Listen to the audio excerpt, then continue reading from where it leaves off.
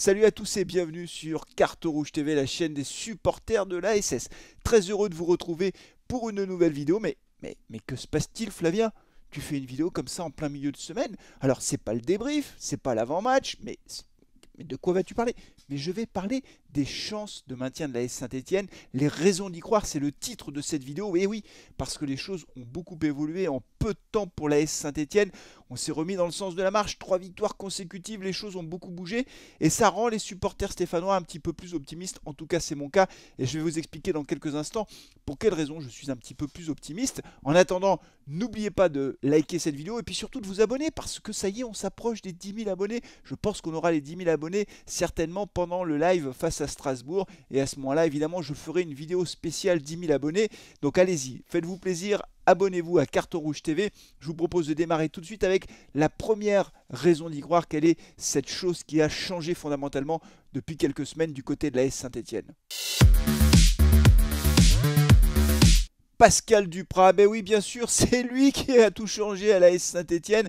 Alors vous le savez, depuis bien longtemps, j'avais milité pour que l'on change d'entraîneur. On voyait bien que cette équipe n'était plus du tout dans le bon sens de la marche, qu'il n'y avait plus aucune dynamique, que les joueurs étaient tristes, il y avait une morosité générale et le changement d'entraîneur était devenu inéluctable. Je pense même qu'il aurait fallu le faire un peu avant. Mais franchement, les débuts de Pascal Duprat à l'AS Saint-Etienne sont très encourageants. Alors, il y a deux choses sur lesquelles je vais insister. D'abord, il y a le personnage en lui-même, et puis il y a ses statistiques, puisqu'on peut déjà faire un premier bilan de Pascal Duprat à la tête de l'AS Saint-Etienne. Alors d'abord, le personnage. C'est un personnage comme on les aime du côté de Geoffroy Guichard. C'est quelqu'un qui est chaud bouillant, c'est quelqu'un qui vit les matchs avec passion. On l'a vu dans le match face à Montpellier, il explose de joie, il jette une bouteille par terre. C'est un sanguin, il aime ça, il aime le foot. Et nous, à Saint-Etienne, on aime les entraîneurs comme ça. On se souvient de Nouzaré, on se souvient d'Antonetti, on se souvient aussi de Christophe Galtier, bien sûr. Et nous, à Saint-Etienne, on aime ce type d'entraîneur. On a besoin d'entraîneurs qui vibrent, qui font partager leur passion. Et c'est vrai que les entraîneurs qui sont beaucoup plus froids, à l'image de Claude Puel, ça ne correspond pas à l'image du club. Voilà. Et en conférence de presse, on voit bien que Pascal Duprat insuffle quelque chose. Moi, j'écoute ces conférences de presse maintenant qu'elles sont diffusées par ASS TV. Et voilà, et on sent que c'est quelqu'un qui apporte quelque chose au groupe. Je crois en plus qu'il est assez bienveillant avec les joueurs.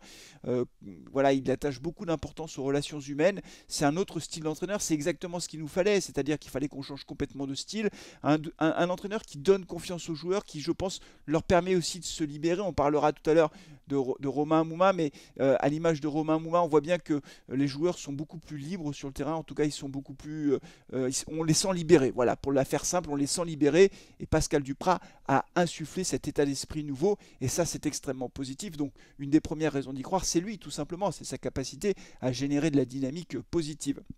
D'un point de vue statistique, c'est très bon. Enfin, c'est très bon. En tout cas, c'est bien meilleur que ce que nous avions avant.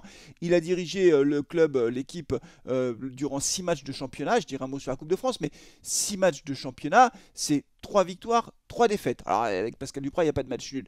Quand on regarde les 3 défaites, la première défaite, c'est face à Nantes à domicile. Franchement, on ne mérite pas de perdre ce match. On ne mérite pas de perdre ce match.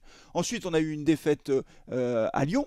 Là non plus, je pense qu'on ne mérite pas, si Colo ne fait pas cette faute dans la surface, je pense qu'on a les moyens de ramener un match nul. En tout cas, c'est une défaite très étriquée. Et puis la défaite face à Lens, où là non plus, on ne mérite pas de perdre. Un but en toute fin de match, Fofana. Les 3 défaites, en fait, on aurait pu réellement obtenir un meilleur résultat, au moins un match nul sur chacun de ces matchs. Et puis les 3 victoires, alors les 3 victoires, vous les connaissez, on a eu Angers, on a eu Montpellier, et puis on a eu la victoire à Clermont qui est aussi très significatif. Donc on voit bien que le bilan comptable de Pascal Duprat est positif, 7 buts pour 6 buts encaissés, donc ça fait un plus 1, et surtout 3 victoires, c'est-à-dire qu'en 6 matchs, il a eu plus de victoires que Claude Puel en 18 matchs. Donc voilà, donc il n'y a pas photo, très clairement. Les raisons d'y croire, la première raison, c'est Pascal Duprat, tout simplement. Je crois vraiment que c'est l'homme de la situation pour Saint-Etienne, mais ce n'est pas la seule chose qui nous permet d'y croire. On en parle tout de suite dans la deuxième partie de cette vidéo. La deuxième raison, vous l'avez compris, c'est Romain Mouma. Alors non pas que Romain Mouma va nous permettre de nous sauver à lui tout seul. C'est pas un homme, c'est pas un joueur qui va nous permettre de nous sauver, mais malgré tout, le retour de Romain Mouma dans le groupe est très symbolique d'abord. Il a été décisif ensuite, il marque un but, c'est grâce à lui que face à Montpellier, on réussit à gagner le match. S'il n'égalise pas, on perd ce match. Et puis clairement, il a été passeur.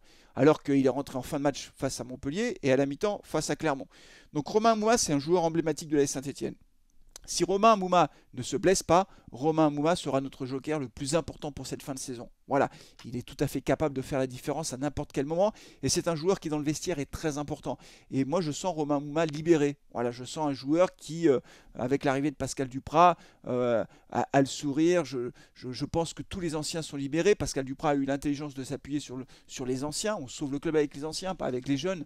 Et donc tout ça, c'est très positif. Et si Romain Amouma reste, j'ai envie de dire, en bon état de forme, voilà, s'il ne se blesse pas de nouveau, il contribuera très largement à notre maintien si nous le maintenons. En tout cas, moi je suis confiant et je mise beaucoup sur la présence de Romain Amouma régulièrement dans le groupe. Alors, la discussion, le débat qu'on a pu avoir d'ailleurs sur Carton Rouge TV, c'est de savoir s'il fallait qu'il débute les matchs ou pas. Pas sûr qu'il ait les moyens physiques de débuter tous les matchs. Je pense qu'à son âge, effectivement, et puis c'est aussi une façon de le préserver, le faire rentrer en cours de match à la mi-temps ou à la 60e minute de jeu, c'est aussi une bonne option. Il peut aussi démarrer certains matchs. Je ne suis pas sûr qu'il puisse enchaîner 90 minutes toutes les semaines. Mais globalement, l'essentiel, c'est de le préserver et de faire en sorte que lorsqu'il rentre, ce soit un joueur qui soit capable de faire la différence, comme il l'a fait jusqu'à présent. Donc voilà, la deuxième raison d'y croire, c'est le retour de Romain Amouma, et qui, lui, va clairement apporter quelque chose, bien sûr sur le terrain, mais aussi dans le vestiaire. Et ça, c'est très important. Mais ce n'est pas la seule chose. La troisième et dernière raison d'y croire, c'est l'état d'esprit du groupe. On en parle tout de suite dans la troisième partie de Carton Rouge. Bah oui, l'état d'esprit du groupe, c'est hyper important. J'ai évoqué l'apport de Pascal Duprat pour la composition de l'équipe, l'état d'esprit général, mais on voit bien qu'il s'est passé quelque chose. Je pense qu'il y a eu un petit déclic au sein du groupe. Quand vous enchaînez les défaites comme ça sur des faits de jeu, sur des petits détails, c'est vraiment très compliqué à l'entraînement la semaine. Voilà, vous n'avez pas le moral, pas le sourire. Et là, on enchaîne les victoires. C'est-à-dire qu'on est passé d'un groupe qui perdait tout à un groupe qui gagne tout. Alors, il ne faut pas s'enflammer, hein. Je le précise parce que je ne l'ai pas dit depuis le début de la vidéo. On n'est pas sauvé. Voilà, on est loin d'être sauvé. On est 18e au classement. On a quitté quand même la dernière place. Donc, il y a encore beaucoup de chemin à parcourir pour rester en Ligue 1. Notre situation était désespérée. Aujourd'hui, notre situation est critique. Mais du coup, on a progressé. Et le groupe, lui, l'état d'esprit du groupe est différent. C'est un groupe qui gagne les matchs maintenant. Voilà, il gagne les matchs. Il retourne des situations. Il n'abandonne jamais. Il ne lâche jamais rien. Et ça, c'est très positif. On a un groupe qui est solidaire. Et on l'a vu face à Montpellier. Les gars, ils n'ont rien lâché. Ils ont retourné la situation. Et à la fin du match, on voyait combien ils étaient contents. Donc l'état d'esprit de l'équipe est très positif. Et je vous dis la vérité, pour moi, c'est une surprise. Non pas que je mettais en doute, comment dire, le professionnalisme des joueurs, mais simplement on a tellement de joueurs qui sont en fin de contrat que je craignais que beaucoup abandonnent, que beaucoup laissent couler et se disent c'est foutu pour foutu. Ben non, non, je me suis trompé là-dessus, je le dis très clairement, très humblement, je me suis trompé, ils lâchent rien, des joueurs qui sont en fin de contrat jouent le jeu jusqu'au bout, et donc on a un état d'esprit très positif, des joueurs qui ne lâchent jamais, qui n'abandonnent jamais et qui en plus se mettent à gagner des matchs. Donc on peut avoir une espèce de cercle vertueux qui fait qu'on aborde les matchs plus en dedans, mais plutôt conquérant. Et la dernière marche à franchir, si je puis dire, dans cette remontada, c'est ça, c'est la remontada de la Saint-Etienne. Je ne sais pas pourquoi je parle avec un accent, c'est stupide, mais c'est pas grave, je fais quand même la remontada. Ce qu'il faut, c'est que maintenant, on gagne les matchs en prenant l'avantage au score. C'est-à-dire qu'en gagnant un match 2-0, voilà, on ouvre le score, et on double le score et terminé. Aujourd'hui, on gagne les matchs, mais c'est toujours à l'arraché, c'est toujours compliqué. On est mené au score, on court derrière, etc. On reverse la tendance, donc c'est épuisant, pour les nerfs, c'est terrible. Donc maintenant, il faudrait qu'on arrive à gagner un match normalement, c'est-à-dire qu'on gagne 2-0, voilà, tranquillement, on ouvre le score, on double la mise et puis terminé. Mais l'état d'esprit du groupe est bon, et c'est ça le point important, c'est que je pense que entre l'entraîneur et le groupe, il se passe quelque chose, c'est positif, et donc tous les espoirs sont permis. On n'est pas sorti d'affaire, les amis, mais ça va mieux. Ne boudons pas notre plaisir. Pour une fois, on passe des semaines avec une victoire à la clé. Donc ça, rien que ça, déjà, c'est super bien. Nous, on va se retrouver pour le match face à Strasbourg en direct. Donc je serai présent, bien sûr. Je compte évidemment sur votre présence. Et puis, d'ici l'avant-match, d'ici le live face à Strasbourg, prenez soin de vous, de vos proches, et allez les Verts. Ciao.